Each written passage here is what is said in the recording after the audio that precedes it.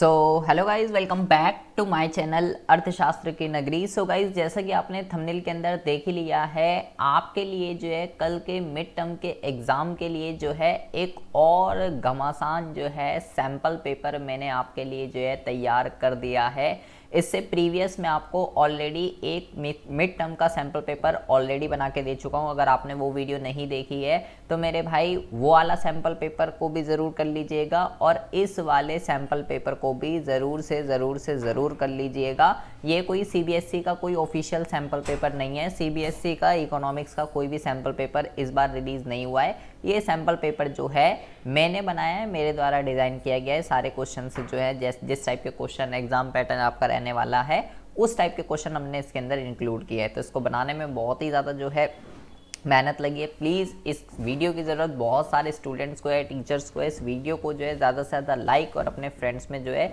Share ज़रूर कीजिएगा, क्योंकि इसकी ज़रूरत आज बहुत सारे स्टूडेंट को है। ठीक है जी, 2 मिनट की जो बकवास है वो आपको ज़रा सुन लेनी है। इससे प्रीवियस जो हमने पहले वाला सैम्पल पेपर बनाया था उस पर भी हमारा जो है टारगेट था, उस पर भी हमने जो है गिव अवे रखा था स्टूडेंट के लिए। तो वो आपको मैं जो है रिमाइंड करा दूँ, चाहे इस वीडियो पे चाहे उस वीडियो पे, ठीक है, दोनों में से कोई भी सैम्पल पेपर पे अगर हमारे जो है हमारा टारगेट है 45,000 सब्सक्राइबर का, ठीक है, 5,000 सब्सक्राइबर हमको चाहिए, जिसमें हमने ये गिव अवे रखा हुआ है कि कोई भी 5 लकी विनर, अगर हमारा ये टारगेट कंप्लीट हो जाता है, ठीक है, ये अगर टारगेट कंप्लीट हो जाता है 31 तक, कल तक, ठीक है, तो कोई भी 5 लकी विनर जो भी होंगे उनको जो है 500 रुपीज़ का जो है गिव अवे जो है मिलने वाला है। लेकिन टारगेट है 45,000 सब्सक्राइबर का। आपको बस कुछ नहीं करना है, इस वीडियो को लाइक कर दीजिएगा, कमेंट कर दीजिएगा और चैनल को सब्सक्राइब करके आपको जो है बस मेरे व्हाट्सएप नंबर पे जो है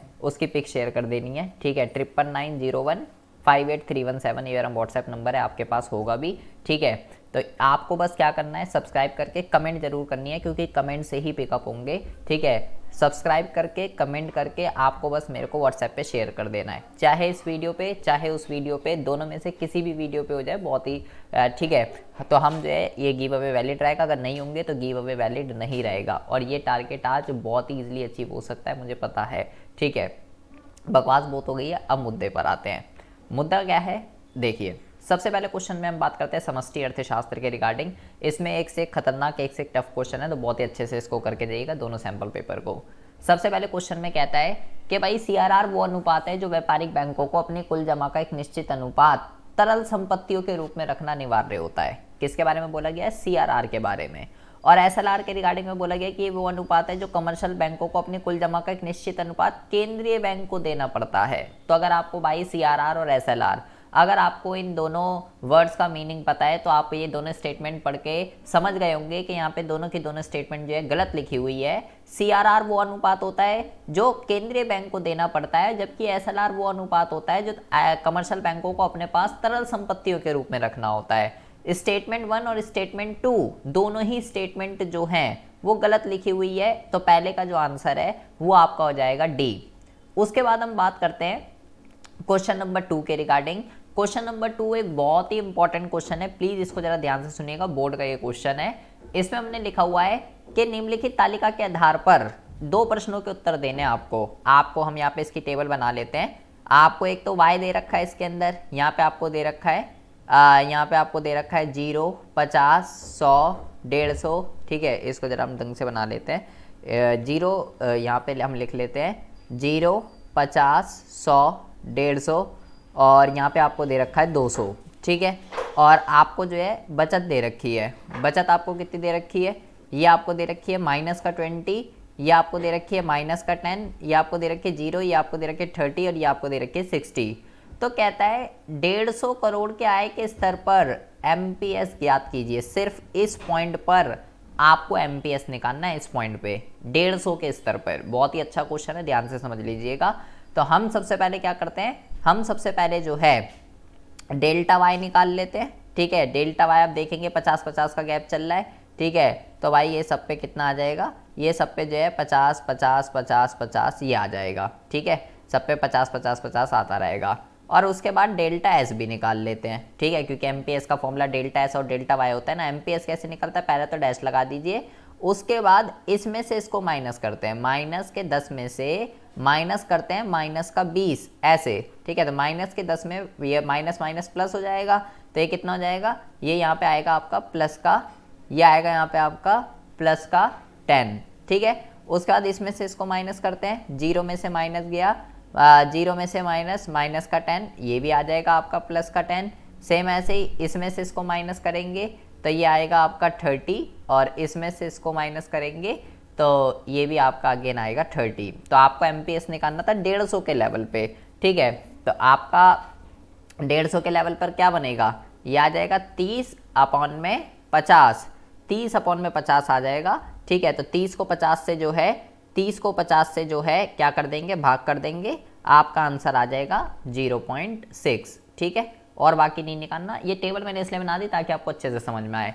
उसके बाद कहता है स्वायत्त उपभोग का क्या मूल्य होगा। स्वायत्त उपभोग इनकम के 0 होने पे जो लेवल होता है वो होता है, तो एस दे रखा है आपको एक फॉर्मूला पता होगा, C bar is equal to minus का एस बार, ठीक है। तो अगर भाई ये माइनस का 20 है तो सी बार कितना होगा, ये हो जाएगा आपका प्लस का 20, ये हो जाएगा आपका आंसर। ये बहुत अच्छा क्वेश्चन था इसलिए मैंने इसको यहाँ पे लिया है। उसके बाद बात करता है, कह रहा है एक अर्थव्यवस्था में आय में वृद्धि का 75% उपभोग किया जाता है। इसका मतलब क्या है, उपभोग किया जा रहा है, मतलब आपको एमपीसी जो दे रखा है वो आपको दे रखा है 75%, तो 75% कितना हो गया, ये हो गया 0.75। कहता है एमपीसी दे रखा है तो एमपीएस कितना हो जाएगा, एमपीएस में निकाल लेता हूँ, दोनों का जोड़ 1 होता है, तो 1 में से 0.5 को घटा देता हूँ तो एमपीएस इतना आ जाएगा। के की वैल्यू भी मैं निकाल लेता हूँ, कहीं ना कहीं यूज़ हो जाएगी, 1 अपॉन में एमपीएस इसका फॉर्मूला होता है, ठीक है। तो ये जो है आपका 4 आ जाएगा। ये मैंने निकाल ली है सारी चीज़ें। और कहता है निवेश में 100 करोड़ की वृद्धि हुई, मतलब निवेश में जो है 100 करोड़ दे रखा है ये। तो कह रहा है ये सब चीज़ें दे रखी है, कह रहा है आय में कुल वृद्धि की गणना कीजिए। तो मैं के का फॉर्मूला लगा देता हूँ, के का फॉर्मूला हो गया आपका डेल्टा वाई और डेल्टा आई। के मैंने निकाल दिया 4, डेल्टा वाई मुझे निकालना है, डेल्टा आई कितना दे रखा है 100, इसको इधर ले आएंगे 400 जो है आपका आंसर आ जाएगा। तो इस टाइप के बहुत सारे क्वेश्चन एग्जाम में आने हैं, इसको बहुत ही अच्छे से जो है आप कर लीजिएगा। उसके बाद हम बात करते हैं अगले क्वेश्चन के रिगार्डिंग। अगले क्वेश्चन में कहता है, बहुत ही ज़्यादा ध्यान से सुनेंगे, कह रहा है न्यून मांग में सीमांत आवश्यकता को कम किया जाता है, अधि मांग में प्रतिभूतियों को बेचा जाता है। पहले दोनों स्टेटमेंट को देखना है, आपको पता होना चाहिए सारे इंस्ट्रूमेंट का यूज़ कब कहाँ कैसे किया जाता है।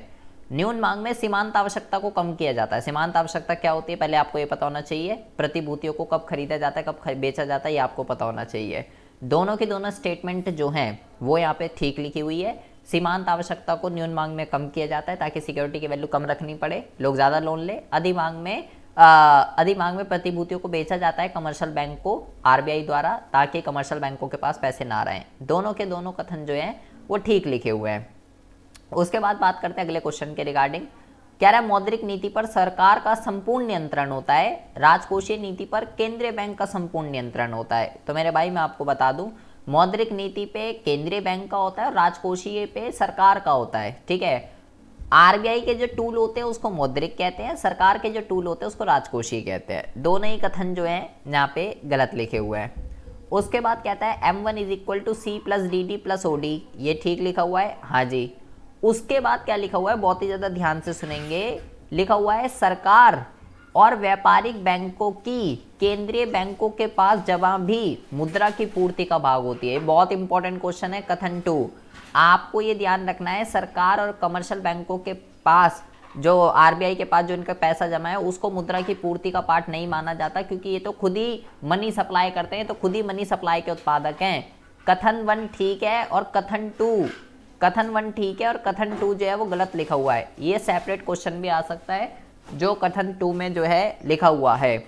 उसके बाद बात करते हैं क्वेश्चन नंबर 6 के रिगार्डिंग। क्वेश्चन नंबर 6 में कहता है अगर भाई आय में जो परिवर्तन है डेल्टा वाई जो है अगर 1000 दे रखा है और निवेश में जो है डेल्टा आई जो है वो 200 है, कह रहा है एमपीसी का मूल्य क्या होगा। तो एमपीसी का मूल्य क्या होगा, मैं पहले यहाँ से के निकाल लेता हूँ। के का मूल्य क्या होगा, ये हो जाएगा 1000 अपॉन में 200, तो 2 पंजे 10, 5 तो आ जाएगा के, ठीक ठीक है। उसके बाद जो है मैं वो निकाल लेता हूँ पहले MPS, ठीक है। 5 इज इक्वल टू 1 अपॉन में MPS, ठीक है। तो MPS is equal to 1 upon में 5, ठीक है। तो ये कितना आ जाएगा, ये आ जाएगा आपका 0.2, ये आ जाएगा यहाँ पे आपका 0.2, ठीक है। यहाँ पे MPS ही आएगा बेटा, ठीक है, MPS ही आएगा यहाँ पे। तो MPS का मूल्य क्या होगा 0.2। अगर MPC भी निकालना हो तो 0.8 आ जाएगा। वो ऑप्शन में मैंने नहीं लिखा, ठीक है, जल्दीबाजी में हो गया होगा। MPS मान लीजिए 0.2 है, एक आ गया को तो दोनों निकल ही जाएंगे कुछ फिर, ठीक है। कि कैसे निकल जाएंगे, MPC और MPS दोनों का जोड़ एक होता है, दोनों में से कुछ भी आ जाए आप निकाल सकते हैं सूत्र से, ठीक है। अभी फिलहाल इसको MPS मान लीजिए, तो MPS कितना हो जाएगा 0.2। बहुत इंपॉर्टेंट है इस टाइप के क्वेश्चन।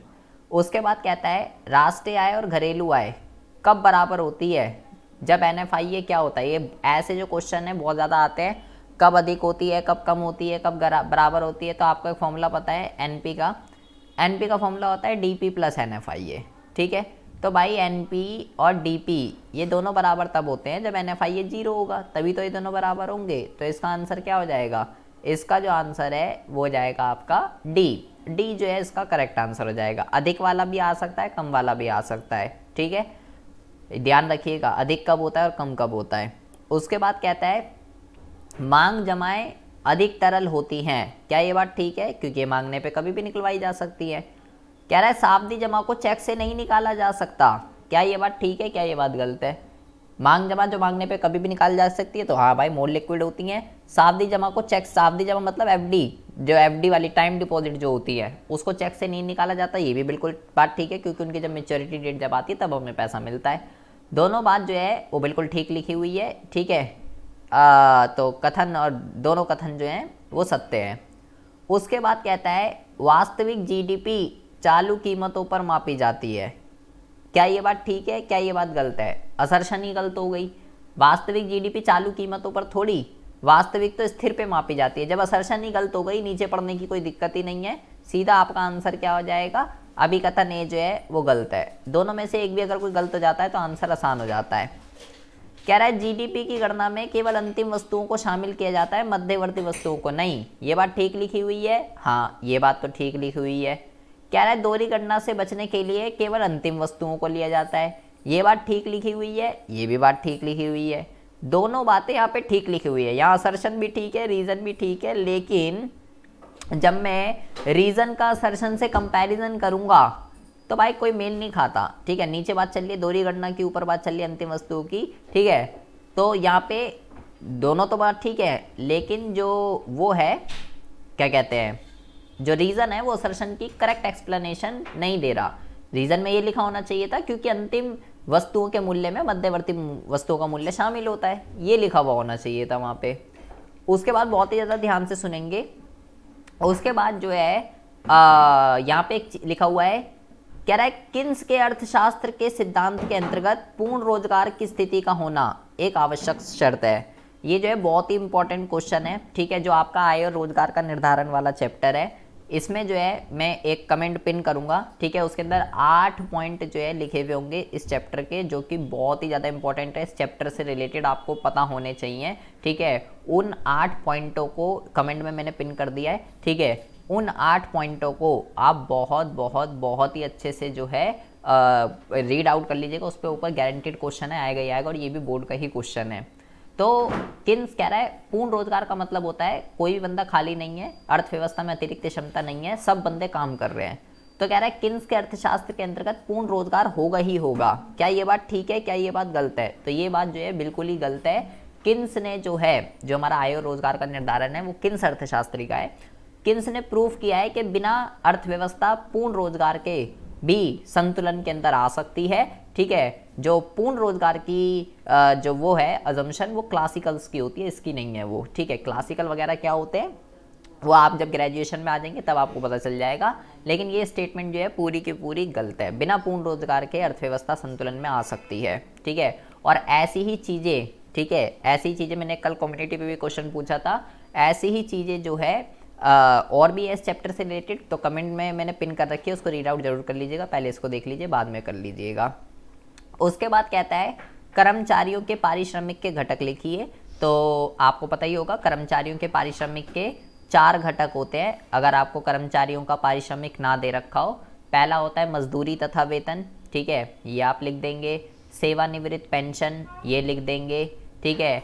मालिकों का सामाजिक सुरक्षा में योगदान ये लिख देंगे, और पेमेंट इन काइंड और जैसे कि लाइक HR है, RF है, ये सारी चीज़ें ये आपको पता होना चाहिए, ठीक है। इसके 4 घटक क्या होते हैं, क्योंकि इसमें मैंने क्वेश्चन अभी इंक्लूड कर रखा है, उसमें उसके घटकों का बहुत ज़्यादा यूज़ है, ठीक है। तो आपको ये घटक जो है पता होने चाहिए। चारों को एक्सप्लेन कर देंगे। मजदूरी वेतन क्या होता है, ठीक है, मजदूरी वेतन क्या होता है, और ये आपका सेवानिवृत्त पेंशन क्या होता है, मालिकों का योगदान।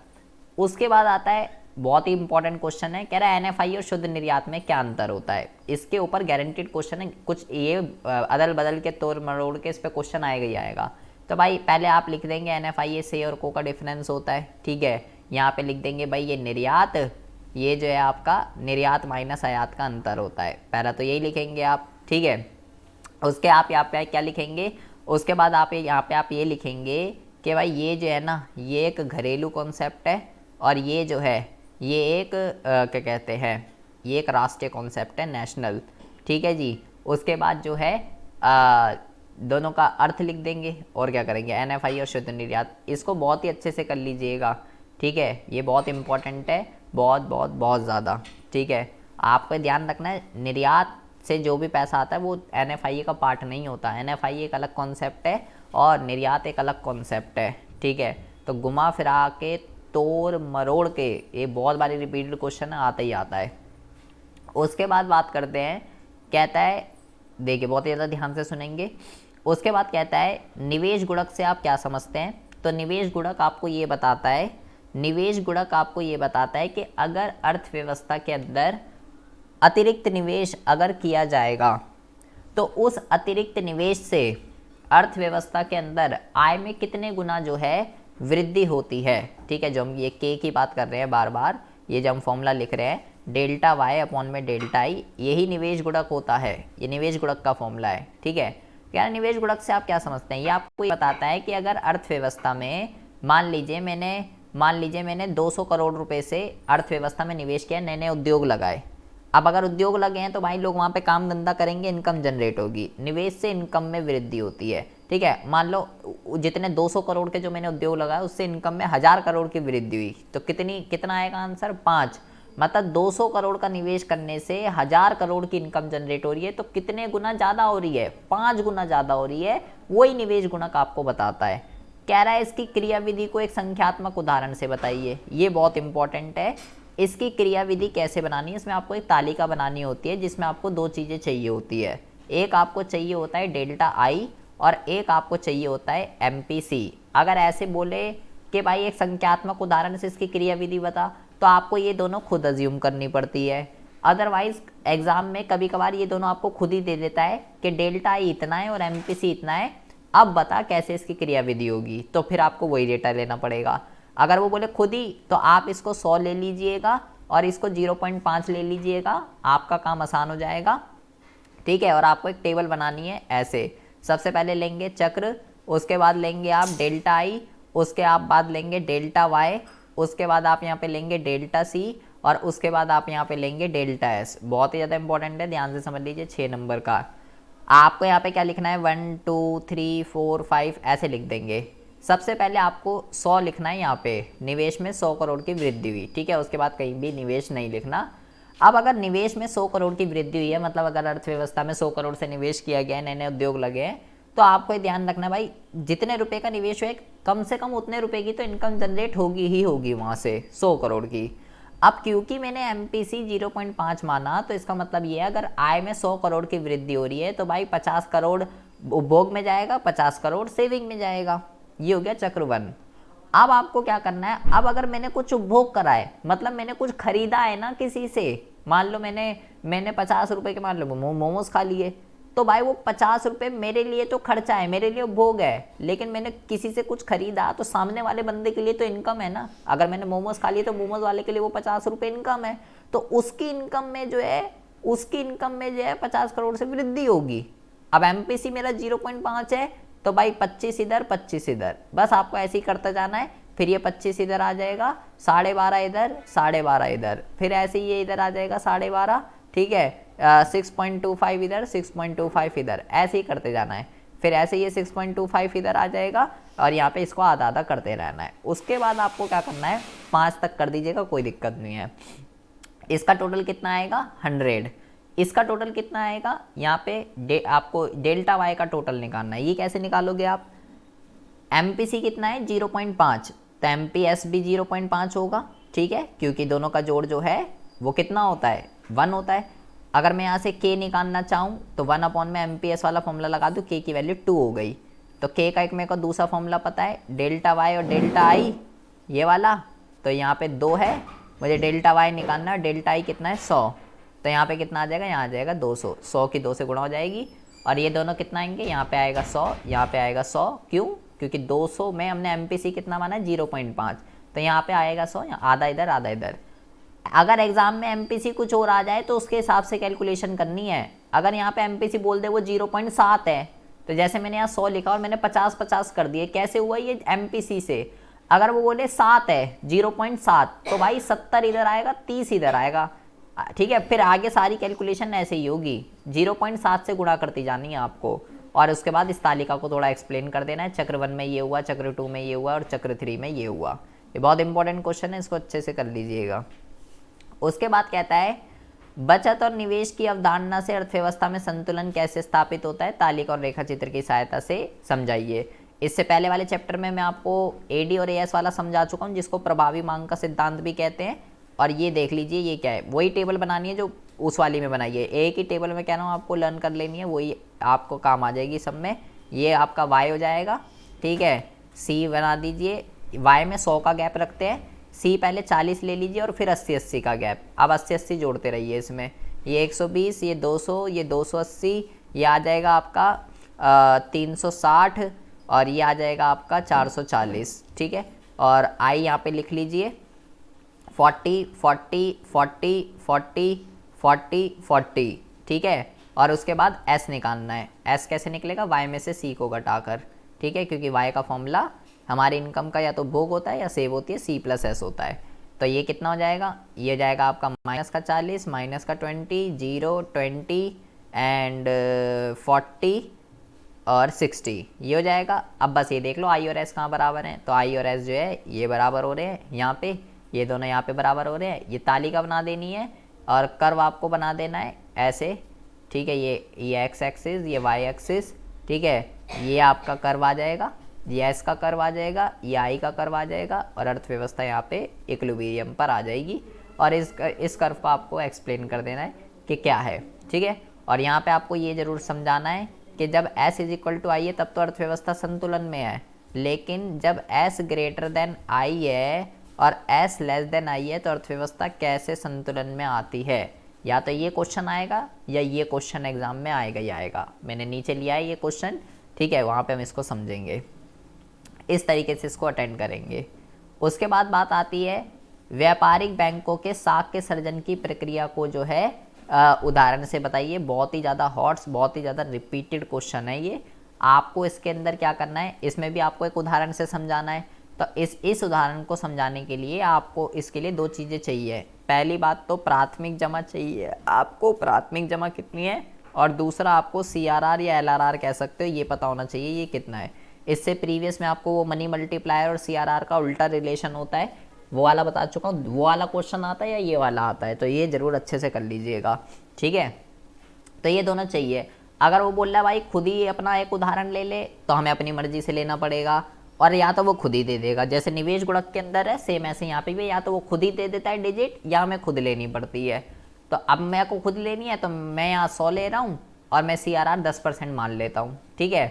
तो यहाँ पे भी ऐसे ही लिख दीजिए चक्र, ठीक है, 1 2 3 ऐसे टेबल बनानी है, और यहाँ पे लिख दीजिए जमा, ठीक है, और यहाँ पे लिख दीजिए आप क्या कहते हैं लोन, ठीक है, ऋण लिख दीजिएगा, और यहाँ लिख दीजिए CRR।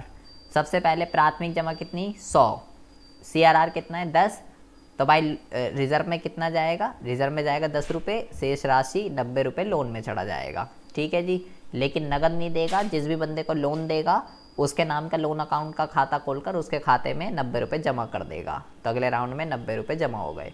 फिर इसका 9 रुपये रिजर्व में रख के शेष राशि 81 रुपये लोन में दे देगा, लेकिन अगेन नगद नहीं देगा। उसके नाम का लोन अकाउंट का खाता खोलकर 81 रुपये जमा कर देगा। और ये प्रक्रिया इस तरीके से चलती रहेगी जब तक CRR प्राथमिक जमा के बराबर नहीं हो जाता, या ये जो लोन वाली जमा है ये जीरो नहीं हो जाती। ये ऐसे अभी जैसे अभी 90, 81 ऐसे घटता रहेगा और जीरो आएगा। जो लोन वाली जो जमा होती है उसको गौण जमा भी कहते हैं, द्वितीय जमा। और ये जो पहली बार जो जमा होती है इसको प्राथमिक जमा कहते हैं। ठीक है, मनी मल्टीप्लायर आपको अगर निकालना हो कितने गुना मनी क्रिएशन होगी, तो इसका फॉर्मूला होता है 1/LRR। इस तालिका के नीचे थोड़ा एक्सप्लेन करके ये लगा के दिखा देंगे। 1/LRR ये आ जाएगा 10% है। ठीक है, तो 10% है तो प्रतिशत हटता है ऊपर 100, 1 0 से 1 0, 10 आंसर आ जाएगा। ठीक है, पूरा प्रोसेस वन शॉट वीडियो बना रखी है, समष्टि की भी, भारतीय अर्थव्यवस्था की भी। ठीक है, वो नहीं देखे भाई, प्लेलिस्ट में बनी हुई है, वो देख लीजिएगा बहुत ही अच्छे से। उसके बाद बात करते हैं अगले क्वेश्चन के रिगार्डिंग, किसको राष्ट्रीय आय में शामिल किया जाएगा और किसको राष्ट्रीय आय में शामिल नहीं किया जाएगा। कह रहा है बॉम्बे स्टॉक एक्सचेंज में सेठी लिमिटेड के अंशों की एक निवेशक द्वारा खरीद, शेयरों की खरीद। तो भाई शेयरों की खरीद, शेयरों की बिक्री राष्ट्रीय आय में शामिल नहीं होती, क्योंकि ये फाइनेंशियल इंस्ट्रूमेंट्स होते हैं। जापान में स्थित भारतीय दूतावास द्वारा स्थानीय श्रमिक को वेतन का भुगतान। कह रहा है जापान स्थित भारतीय दूतावास, जापान में भारत का दूतावास है। ठीक है, जापान में भारत का दूतावास, इसका मतलब क्या हुआ, ये जो जापान है, जापान में एक बिल्डिंग है जो कि भारत की है, भारत की एम्बेसी है, और उसके अंदर स्थानीय श्रमिक को वेतन का भुगतान। इसमें एक बंदा काम कर रहा है, ठीक है, जो कि जापानी है, उसको जो है सैलरी दी गई है, उसको सैलरी दी गई है। ठीक है, तो भाई पहली बात तो बिल्डिंग जापान में है, ठीक है, और सैलरी उसको दी गई है, तो भाई ये जो है राष्ट्रीय आय में शामिल नहीं की जाएगी। ये तो विदेशों को कारक आय हो गई। ठीक है, एक तरीके से पूंजीगत संपत्तियों पर फर्म द्वारा लगाया गया मूल्य ह्रास, ये तो छोड़िए, डेप्रीसिएशन पूछ रहा है, डेप्रीसिएशन। तो आपसे क्या पूछा गया, राष्ट्रीय आय। राष्ट्रीय आय क्या होता है, राष्ट्रीय आय होता है NNP at FC। तो राष्ट्रीय नेट पे निकलती है ना, नेट पे, और शुद्ध में मूल्य ह्रास शामिल नहीं होता। तो आपको ये ध्यान रखना है। ये क्या है, ये तो कंफ्यूज है, पर डेप्रीसिएशन ही पूछ रहा है। वह पूंजीगत संपत्तियों पे ही तो लगता है डेप्रीसिएशन। पूंजीगत संपत्तियाँ कौन सी होती है, मशीन वगैरह, तो डेप्रीसिएशन सब, चाहे घरेलू आय हो या राष्ट्रीय आय हो, दोनों नेट पे निकलती हैं, तो इसको शामिल नहीं किया जाएगा। उसके बाद हम बात करते हैं अगले क्वेश्चन के रिगार्डिंग। अगले क्वेश्चन में कहता है केंद्रीय बैंक के निम्न कार्य को समझाइए। फिक्स क्वेश्चन है, घर से ही लिख के लेके जा सकते हैं, पहले ही बता दिया है। केस स्टडी बन के आएगा, मैंने तो ऐसे सीधा लिख दिया है, लेकिन आपको उसके सारे काम पता होने चाहिए। एग्जाम में केस स्टडी बनकर आएगा, जैसे CBSE के पेपर में है। ठीक है, आपको पता होना चाहिए नोट जारी करना क्या, RBI 2000 रुपये के 2 से लेके 2000 रुपये तक का नोट जारी करता है। इसके द्वारा जारी सभी मुद्रा अनलिमिटेड लीगल टेंडर मनी होती है। बैंक सभी कमर्शियल बैंकों के अकाउंट इसके पास होते हैं, और ये जो एज अ सुपरवाइजर काम करता है, सभी कमर्शियल बैंकों को देखता है सही काम कर रहे हैं नहीं कर रहे, ऑर्डर देता है उनको, CRR SLR वही डिसाइड करता है। संकट की स्थिति में जो है पापा काम आते हैं, लोन दे देते हैं। और ये 3 मैंने यहाँ लिखे हुए हैं, और सरकार का बैंकर पहले वाले में मैंने ऐड कर दिया था। ये 4 काम तो रिपीटेड है, लेकिन आपको इन चारों के अलावा और भी काम आने चाहिए। ठीक है, सीधे भी आ सकता है, आपकी किस्मत है, और केस स्टडी बन के आएगा। केस स्टडी बन के, मैं पहले कह रहा हूँ, आपके जो क्वेश्चन है कॉन्सेप्ट बेस्ड क्वेश्चन आने हैं। ठीक है, आने यही है, लेकिन वही चीज़ें घुमा फिरा के आ जाएंगी, कहीं आप कंफ्यूज हो जाओ। कॉन्सेप्ट बेस्ड क्वेश्चन आने हैं, उसको समझना, आइडेंटिफाई करना है बस। अब देखिए, ये क्वेश्चन बहुत ही ज़्यादा इंपॉर्टेंट है, बोर्ड का क्वेश्चन है ये। ठीक है, कहता है यदि किसी अर्थव्यवस्था में नियोजित बचत नियोजित निवेश से अधिक है, क्या बोल रहा है, एस जो है ग्रेटर देन है आई से, तो भाई इसका उत्पादन और रोजगार पर पड़ने वाले संभावित प्रभावों की व्याख्या कीजिए। और इसके और में क्या बोल रहा है, नियोजित बचत नियोजित निवेश से कम है, एस जो है वो कम है आई से, ये वाली सिचुएशन, और A S greater than A D और A S less than A D, इसमें से भाई गारंटीड है आना ही आना है क्वेश्चन, या तो ऐसा या ऐसा। आपको ध्यान रखना है, ये वाली और ये वाली सिचुएशन सेम होती है, दोनों में सेम एक्सप्लेनेशन लिखनी है। ठीक है, ये दोनों सिचुएशन सेम होती हैं, सेम एक्सप्लेनेशन लिखनी है, और ये दोनों सिचुएशन सेम होती हैं, सेम एक्सप्लेनेशन लिखनी है। यहाँ पे नियोजित वर्ड लिख के आ जाए, प्रत्याशित वर्ड लिख के आ जाए, इच्छित लिख के आ जाए, सब एक ही चीज़ होती है, इसका मतलब प्लान ही होता है। नियोजित, प्रत्याशित, इच्छित, सबका मतलब प्लान होता है। ये सब एक ही है, गारंटीड है, कुछ भी आ सकता है, एक ये उठा देगा, एक ये उठा देगा, ऐसा कर देता है। क्या एक्सप्लेनेशन लिखते हैं? जब भाई एडी ग्रेटर देन एस होता है, मांग ज़्यादा है, पूर्ति कम है, उत्पादक का सारा माल बिक जाता है, उत्पादक नेक्स्ट टाइम अधिक उत्पादन की योजना बनाता है, जिससे एग्रीगेट सप्लाई बढ़ती है, जब तक एडी और एस या एस और आई बराबर नहीं हो जाते। जब एडी कम होता है एस से, उत्पादक का माल बिना बिके रह जाता है, क्योंकि मांग कम रह गई है, नेक्स्ट टाइम वो कम उत्पादन की योजना बनाता है, सप्लाई घट जाती है, तब तक जब तक अर्थव्यवस्था संतुलन में ना आ जाती। इसको बहुत ही अच्छे से कर लीजिएगा। जो अल्पकालीन संतुलन उत्पादन वाला चैप्टर है, उसमें से या तो ये आता है, या आपका निवेश गुणक, या वो आपके ग्राफ वाले क्वेश्चन आ जाते हैं। उसके बाद हम बात करते हैं अगले और मोस्ट इंपॉर्टेंट क्वेश्चन के रिगार्डिंग। कह रहा है जीडीपी की सीमाएं बताइए। फिक्स क्वेश्चन है, गारंटीड, या तो मैंने सीधा लिख दिया जीडीपी की सीमाएं बताइए, लेकिन इसके 4 पॉइंट होते हैं। पहला जीडीपी की रचना, दूसरा जीडीपी का वितरण, तीसरा गैर मौद्रिक लेन देन, और चौथा बाह्यताएं। ठीक है, तो जो जीडीपी, पहले मैंने आपको बोला जीडीपी की रचना, ठीक है, दूसरा मैंने आपको बोला जीडीपी का वितरण। ठीक है, तो ये जो जीडीपी का वितरण है ना, जीडीपी का वितरण आपको ध्यान रखना है, ऐसा लिख के आता है यदि अर्थव्यवस्था में आय की असमानता है तो भाई बताइए कैसे होगा। ठीक है, तो आय क्या, जीडीपी के वितरण का मतलब क्या, अमीरों की कुछ और इनकम है, गरीबों की कुछ और इनकम है, तो आय की असमानता लिख कर आता है यहाँ कहीं अगर जीडीपी का वितरण ना लिख के आए। गैर मौद्रिक लेन देन अगला होता है। ठीक है, और क्या कहते हैं, फोर्थ जो होता है वो होता है बाह्यताएं। तो भाई ये जो 4 हैं, 4 गारंटीड है, फिक्स, इसमें एक आएगा ही आएगा। तो अपने पास इन चारों का कंटेंट ऐसा रखिए कि भाई ये 3 नंबर का क्वेश्चन आना है। ठीक है, वो मैं इसमें 3 नंबर का जो है लिख के बहुत ही आराम से आ सकूँ, चाहे रचना आ जाए, वितरण आ जाए, गैर मौद्रिक आ जाए, बाह्यताएं तो 6 नंबर का भी आ सकता है। क्या होता है ये मैं 1 शॉट में बहुत ही अच्छे से आपको एक्सप्लेन कर चुका हूँ। प्लीज़ इस क्वेश्चन को, केंद्रीय बैंक वाला क्वेश्चन, न्यून मांग और अधिमांग वाला क्वेश्चन, मैं आपको फिक्स टॉपिक भी बता चुका हूँ कि भाई ये जो है ये टॉपिक फिक्स है। प्लेलिस्ट में आप उन टॉपिक पे प्लीज़ फोकस कीजिएगा। ठीक है, और वीडियो को अगर आपने अभी तक लाइक नहीं किया है तो मेरे भाई वीडियो को लाइक कर दीजिए, इसको बनाने में बहुत ज़्यादा मेहनत लगी है। ठीक है, और आपने देख लिया होगा, आपको पूरे यूट्यूब पे जो है ऐसा वीडियो नहीं मिलने वाला है। उसके बाद कहता है, ये बोर्ड का क्वेश्चन है, ध्यान से समझेंगे। कह रहा है भाई कर्मचारी का पारिश्रमिक निकाल।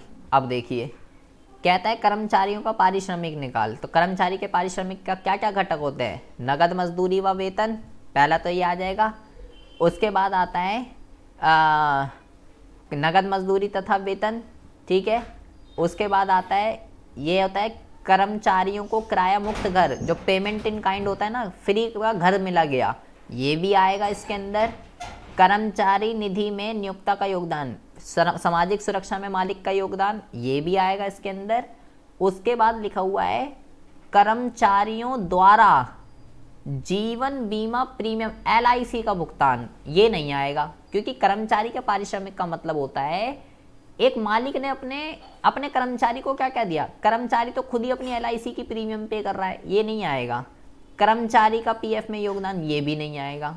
वृद्धावस्था पेंशन, ये भी नहीं आएगा। सिर्फ इन तीनों को जोड़ देंगे, 60, 70, 80, 90, ये आ जाएगा आपका 97,500। देख लीजिए, बहुत अच्छा क्वेश्चन है, पिछले साल ही आया था। ठीक है, तो ये कॉन्सेप्ट आपका तभी क्लियर हो सकता है जब आपको कर्मचारी के पारिश्रमिक के घटक पता होंगे। ठीक है, ये सब क्यों नहीं आएगा, कर्मचारी ने पेमेंट करी है, कर्मचारी ने पेमेंट करी है, कर्मचारी ने नहीं, मालिक जो पेमेंट करता है।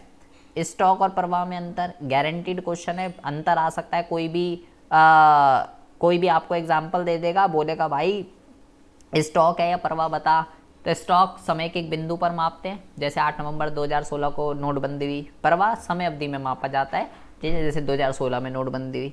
स्टॉक का समय का नहीं होता, प्रवाह का होता है, और वो एग्जाम्पल लिख देंगे। टंकी में भरा हुआ पानी, टंकी से बह रहा पानी, कई सारे एग्जाम्पल है। TR जैन के सारे क्वेश्चनों को गोल कर पी जाइएगा।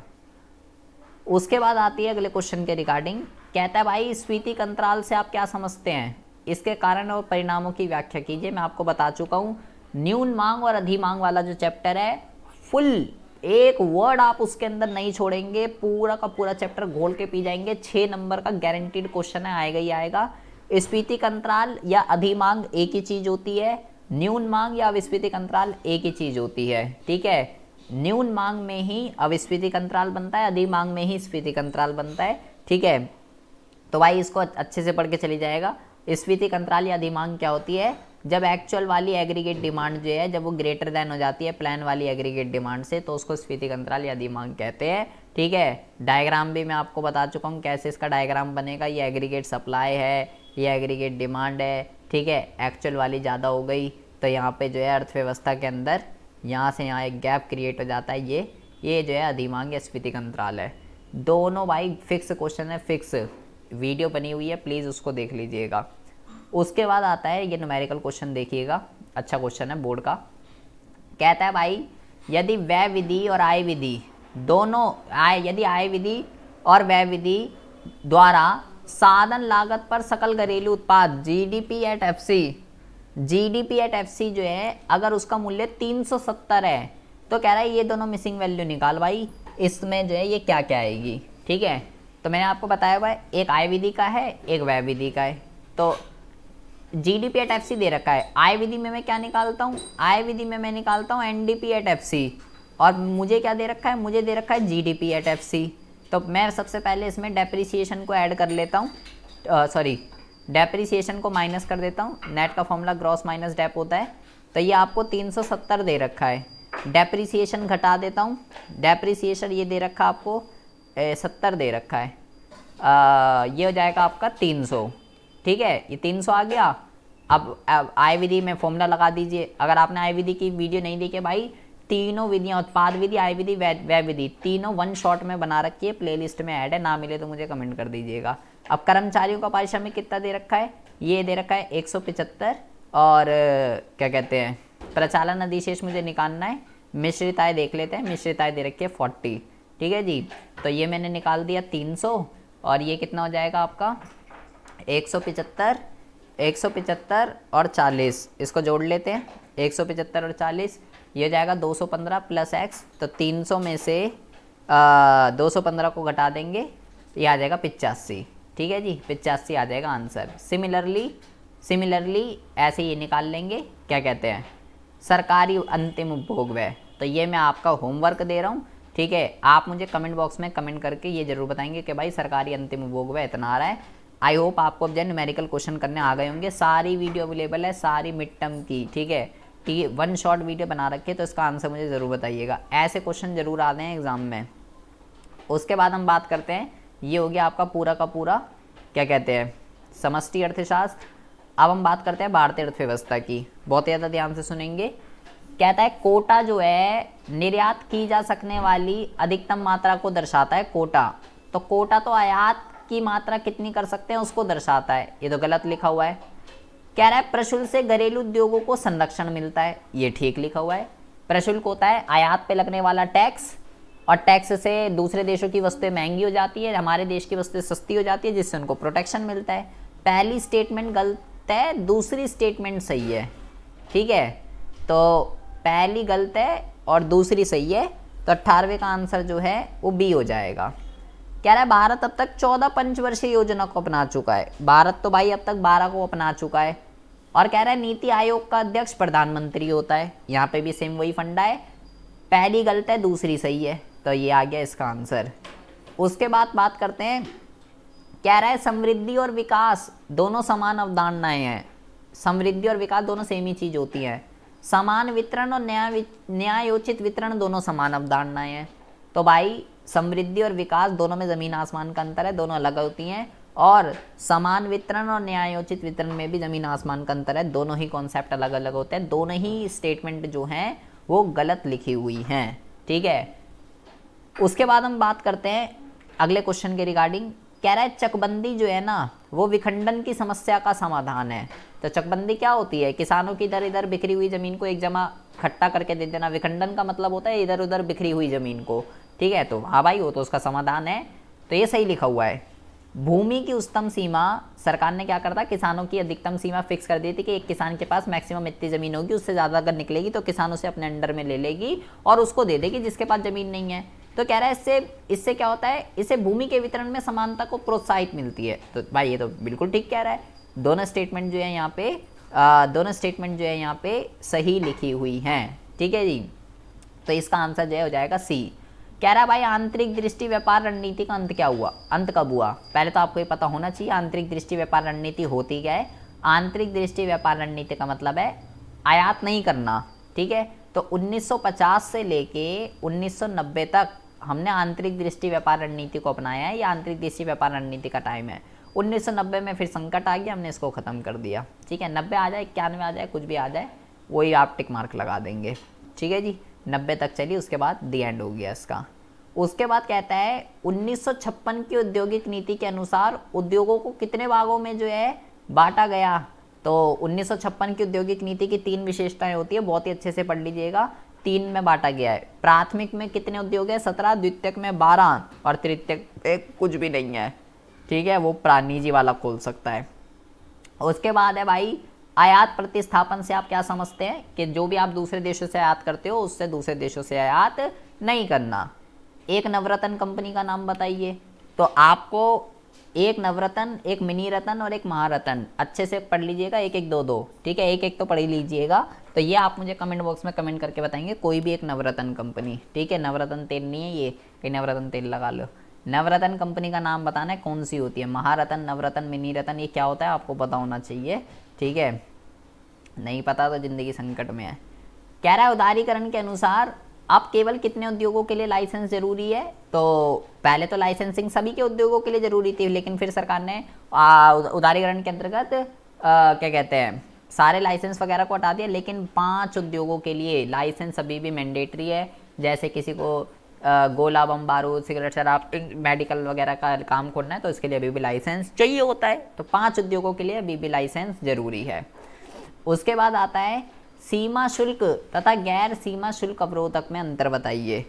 तो सीमा शुल्क का मतलब होता है प्रशुल्क वगैरह जो होते हैं उसको सीमा शुल्क कहते हैं ये, और गैर सीमा शुल्क का मतलब होता है कोटा। तो बेसिकली आपसे जो क्वेश्चन पूछा गया है ये आपको कह रहा है प्रशुल्क और कोटा इसमें क्या अंतर होता है। ये मैंने सपोर्ट मटेरियल से क्वेश्चन लिया है। ठीक है, सीधा सीधा लिख सकेंगे। प्रशुल्क क्या होते हैं? प्रशुल्क टैक्स है, कोटा आयात की सकने वाली मात्रा।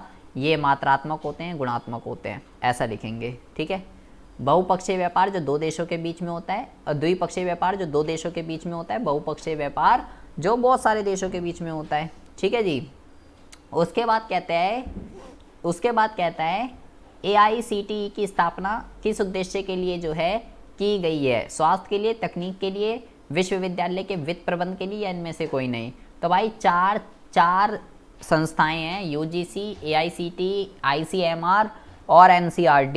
ये चारों के बारे में बहुत ही अच्छे से पढ़ लीजिएगा। चारों की फुल फॉर्म और चारों किस उद्देश्य के लिए बने हुए हैं। ठीक है, तो AICTE जो बना हुआ है वो तकनीकी शिक्षा के लिए जो है वो बना हुआ है। नाबार्ड की स्थापना कब हुई? नाबार्ड का पूरा नाम, नाबार्ड की स्थापना कब हुई और नाबार्ड के कार्य 1982 में नाबार्ड की जो है स्थापना की गई थी। कह रहा है भारत का विश्व में फल और सब्जियों के उत्पादन में कौन सा स्थान प्राप्त है? तो भारत को दूसरा स्थान प्राप्त है पूरे वर्ल्ड के अंदर। उसके बाद कहता है बहुत ही ज़्यादा ध्यान से सुनेंगे। अब आते हैं बड़े बड़े क्वेश्चंस। ठीक है, तो भाई अगर अभी तक आपने, प्लीज़ आपसे रिक्वेस्ट है, अभी तक आपने अगर इसको लाइक नहीं किया है, अभी आप वीडियो को रुका के अभी जो है लाइक कर दीजिएगा, कमेंट कर दीजिएगा। ठीक है, और जो मैंने आपको गिव अवे बताया वो भूल मत जाइएगा। ठीक है, अभी वीडियो ख़त्म नहीं हुई है, कहीं सोचो वीडियो ख़त्म हो गई हो। ठीक है, आपको बस सब्सक्राइब करके कमेंट जरूर करनी है, क्योंकि कमेंट से ही पिकअप होंगे। ठीक है, सब्सक्राइब करके कमेंट करके आपको बस मेरे व्हाट्सएप नंबर पर जो है भेज देना है। ठीक है, 9990158317 ये मेरा नंबर है। ठीक है, अगर टारगेट हमारा कंप्लीट हो जाता है और आज इतने व्यूज़ आने हैं, ठीक है, 5000 व्यूज़ हमें सब्सक्राइबर की आवश्यकता है। ठीक है, और बहुत ईजिली कंप्लीट हो सकते हैं, मुझे पता है। ठीक है, आप बस सपोर्ट नहीं करते हैं, तो प्लीज़ इस वीडियो को ज़्यादा से ज़्यादा शेयर कीजिएगा प्लीज़। उसके बाद हम बात करते हैं ग्रामीण विकास बैंकिंग प्रणाली का आलोचनात्मक मूल्यांकन कीजिए। तो आपको ये कह रहा है जो ग्रामीण बैंकिंग प्रणाली है, जैसे एक होता है संस्थागत स्रोत, एक होता है गैर संस्थागत स्रोत। जो संस्थागत स्रोत होते हैं जो सरकार वगैरह ने ओपन किया, जैसे कि क्षेत्रीय ग्रामीण बैंक, नाबार्ड है, ठीक है, क्षेत्रीय ग्रामीण बैंक है, भूमि विकास बैंक है, रीजनल रूरल बैंक है, ये जो होते हैं बैंक, इनका आलोचनात्मक मूल्यांकन करना, ये फेल क्यों हो रहे हैं? क्योंकि भाई ज़रूरतमंदों को लोन नहीं मिल रहा जिसको मिलना चाहिए, गिरवी रखोगे तो ही लोन मिलेगा, लोन रिकवरी में जो है ढील दे देते हैं। ये बहुत इंपॉर्टेंट क्वेश्चन है, बहुत ज़्यादा, बहुत बारी आता है। 3 से 4 पॉइंट मैंने आपको बता दिए हैं, ठीक है। बाकी प्रॉपर आपको वन शॉट वीडियो में वहाँ पे मिल जाएगा, बुक से भी आप इसको पढ़ सकते हैं। आंतरिक दृष्टि व्यापार रणनीति, इसको बहुत अच्छे से कर लीजिएगा, ठीक है। ये आएगा ही आएगा, मैं बता दिया। आंतरिक दृष्टि व्यापार रणनीति का मतलब है आयात प्रतिस्थापन पर फोकस करना, और आयात प्रतिस्थापन कहता है आयात नहीं करना, ठीक है, विदेशी उसको बचाना। मानव पूंजी निर्माण के स्रोतों की चर्चा कीजिए, ये भी एक फिक्स क्वेश्चन है, फिक्स। मानव पूंजी निर्माण के शिक्षा पर व्यय, स्वास्थ्य पर व्यय, सूचना पर व्यय, नौकरी के साथ प्रशिक्षण और स्थानांतरण, ये जो 5 है गारंटीड है, इसमें से एक आएगा ही आएगा, फिक्स। मैं आपको बता चुका हूँ मानव पूंजी निर्माण में या तो ये क्वेश्चन आना है, ठीक है। अभी मैंने यहाँ सीधा इसलिए लिख दिया क्योंकि मैं आपको बता चुका हूँ 5 पॉइंट है, 5 में से एक आएगा ही आएगा, तो मैं इसलिए मैंने तो यहाँ से सारे लिख दिए। जरूर आएगा, जरूर, या तो ये वाला क्वेश्चन आता है या वो वाला क्वेश्चन आता है कि भाई इसका आर्थिक विकास में क्या योगदान है। पांचों के पास अपना इतना कंटेंट अपने पास इतना कंटेंट रखिए कि 3 मार्क्स आपको जो है बहुत ही आराम से मिल सके। लघु उद्योगों की विशेषताएं बताइए। लघु उद्योग वो उद्योग होते हैं जिसमें मैक्सिमम 5 करोड़ की वो होती है निवेश की आवश्यकता। और कार्य समिति ने 1955 में इसके महत्व को पहचाना था, ध्यान रखिएगा, ठीक है। इनमें स्थान का लचीलापन होता है, कहीं भी ओपन हो सकते हैं, कम निवेश की आवश्यकता होती है, ठीक है, ये इसकी विशेषता होती है। समस्या बहुत है इनके पास, पैसों की समस्या, मार्केटिंग की समस्या, कच्चे माल की समस्या, विपणन की समस्या, ये सब इनकी समस्याएं हैं, ठीक है। सपोर्ट से भी आप देख सकते हो, बहुत सारे पॉइंट इसमें लिखे हुए हैं। TR जैन में नहीं लेंगे, सपोर्ट में मिलेंगे आपको इसका। कृषि विपणन का क्या मतलब होता है? किसान उगाने से लेकर बेचने तक जितनी भी क्रियाएं करता है वो कृषि विपणन है। सरकार उसको सुधारने के लिए क्या कर रही है? सरकार मंडियां बना रही है, किसानों को भंडारण की सुविधाएं दे रही है, ट्रांसपोर्टेशन की फैसिलिटी दे रही है, MSP सरकार लेकर आई है, और सहकारी विपणन बना रही है, ये सब सरकार कर रही है। नियोजन के दीर्घकालीन उद्देश्य, ये वाला क्वेश्चन और ये वाला क्वेश्चन, ठीक है, और 2-3 में समष्टि में आपको बता चुका हूँ, ये भाई फिक्स है, फिक्स आएंगे ही आएंगे। इसमें 4-5 उद्देश्य होते हैं, GDP को बढ़ाना, आत्मनिर्भरता और न्याय उचित वितरण, पूर्ण रोजगार, ये 4-5 उद्देश्य हैं। मैंने यहाँ पे ऐसा लिख दिया क्योंकि भाई आएगा ही आएगा, कौन सा आएगा ये नहीं पता, तो आप इसके अंदर अपने पास इतना कंटेंट रखिए कि 3 मार्क्स का क्वेश्चन आएगा तो मैं 3 मार्क्स में लिख सकूँ। GDP में वृद्धि, न्याय उचित वितरण, ठीक है, या साम्य के साथ GDP में वृद्धि, ऐसा आ जाता है कि मैंने सपोर्ट से आपको क्वेश्चन करा रखा है। पूर्ण रोजगार, आत्मनिर्भर, ये सब गारंटीड है, तो इसको मैं ज़्यादा वो नहीं कर रहा, ठीक है, सब मैं आपको वन शॉट में बता चुका हूँ। वो वन शॉट वीडियो ज़रूर देख लीजिएगा, ना मिले तो मुझे जो है कमेंट कर दीजिएगा, मुझे नहीं मिल रही है, मैं आपको कमेंट में लिंक दे दूंगा, उससे कर लीजिएगा। उसके बाद आता है लास्ट क्वेश्चन, केस स्टडी के ऊपर है। कह रहा भाई ये सब आपको पढ़ना है पूरा पैराग्राफ, ठीक है, और इसके बिहाफ पे आपको 2 क्वेश्चन के आंसर देने हैं। क्या कह रहा है? सतत विकास प्राप्त करने में नीति आयोग सूचकांक द्वारा शामिल किन्हीं 2 चरणों की व्याख्या कीजिए, ठीक है। ये क्वेश्चन मैंने बेसिकली, अब आप बोलेगा भाई सतत विकास तो आ नहीं रहा, ये नीति आयोग का क्वेश्चन है, मैंने नीति आयोग के बिहाफ पे लिया ये, मतलब पंचवर्षीय योजना से। तो जब आप इसको पढ़ेंगे तो देखो क्या लिखा हुआ है, जर्मनी के सहयोग से विकसित नीति आयोग सूचकांक 77 सतत विकास लक्ष्य संकेतक पर 56 शहरी क्षेत्रों को रैंक करता है। सतत विकास लक्ष्य के स्थानीकरण की यात्रा में तथा सभी स्तरों पर SDG की प्रगति निगरानी प्रणाली स्थापित करने के लिए नीति आयोग ने ये क्या करा है, शहरी सूचकांक में डैशबोर्ड विकसित किया है, ठीक है जी। और जो है ये सूचकांक विभिन्न शहरों के स्तर पर स्थानांतरण निगरानी को सुदृढ़ करता है। नीति आयोग यह रिकॉर्डों की रिपोर्टिंग प्रणाली खूबियों को प्रकाश डालता है। सूचकांक में प्रयुक्त उपकरण एक जैसे निर्माण सभी आंकड़ों पर निर्णय लेने। नीति आयोग का मानना है कि भारत के विकास में भविष्य की रूपरेखा तैयार करने के लिए शहरी और ग्राम, ठीक है, इस सूचकांक में 56 शहरी क्षेत्र 14 मिलियन से अधिक आबादी वाले शहर हैं। उसके बाद जो है यहाँ लिखा हुआ है नीति आयोग के अनुसार शहरी क्षेत्रों को इतना जो है पैमाने पे मापा गया है। 100 के स्तर का अर्थ है चयनित क्षेत्रों में, ये यहाँ पे सभी कुछ यहाँ लिखा हुआ है, ये लक्ष्य है। देखिए आपको यहाँ पे क्या लिखना है, 2 पॉइंट लिखना है। यहाँ पे 2 पॉइंटों के बारे में कह रहा है, शहरी क्षेत्रों को 100 से 0 तक के पैमाने पे मापा जाएगा। नीति आयोग के द्वारा अपनाई गई रैंकिंग प्रणाली की व्याख्या कीजिए। ये यहाँ वाला जो पैराग्राफ है वाला, ये पूरा पैराग्राफ आप यहीं से उतार देंगे, यही इसका आंसर है यहाँ से यहाँ तक। ठीक है, ये वाला ये पिछले साल ही आया था क्वेश्चन, बहुत अच्छा क्वेश्चन था। ये सब यहाँ पे लिखा हुआ है, मतलब 100 से 0 तक का पैमाना है। ठीक है, इतने से इतने बीच को क्या स्कोर दिया जाएगा, इतने से इतने से बीच को क्या स्कोर दिया जाएगा, इतने से इतने बीच को क्या स्कोर दिया जाएगा, ये सब यहाँ पे लिखा हुआ है। ये नीति आयोग की रैंकिंग प्रणाली है। ठीक है, ये वाला दूसरे का आंसर तो ये लिखना है। और कह रहा है सतत विकास को प्राप्त करने के लिए नीति आयोग सूचकांक द्वारा शामिल किन्हीं 2 चरणों की व्याख्या कीजिए। तो इसमें आपको वो ऊपर वाला लिखना है कि भाई नीति आयोग ने जो है ये रैंकिंग प्रणाली सिस्टम जो है ये इस्टेब्लिश किया है। ठीक है, ये यहाँ से आपको सारा का सारा यहाँ से आपको ये लिख देना है। तो इस तरीके का भी क्वेश्चन आ सकता है। बहुत पारिस्थितिक तंत्र का निर्माण करेंगे, ये सब जो है ना, ये सब ये सतत विकास इसी के ऊपर फोकस करता है कि हमारा इकोसिस्टम वगैरह जो है वो सब कुछ ठीक हो, पर्यावरण को नुकसान वगैरह ना हो। ठीक है, तो इस तरीके से इन क्वेश्चनों को अटेंड करते हैं। ये हो गया केस स्टडी का। कुछ क्वेश्चन ऐसे होते हैं जिसमें केस स्टडी से ही आंसर मिलेगा, लेकिन कुछ ऐसे होते हैं बिना केस स्टडी के भी आपको आंसर मिल सकता है। ठीक है, तो आई होप आपको जो है भाई ये पूरा का पूरा सैम्पल पेपर आपको समझ में आ गया होगा। ठीक है, बहुत मेहनत लगी इसको बनाने में। इसको लाइक, कमेंट, शेयर, सब्सक्राइब और गिव अवे जो है मत भूल जाइएगा। सब कुछ आपके लिए सपोर्ट कीजिए इस वीडियो को ज़्यादा से ज़्यादा। ठीक है, और ये एक आइडिया है कैसा पेपर आने वाला है, किस तरीके का फॉर्मेट रहने वाला है, सारी चीज़ें आपके लिए उपलब्ध हैं।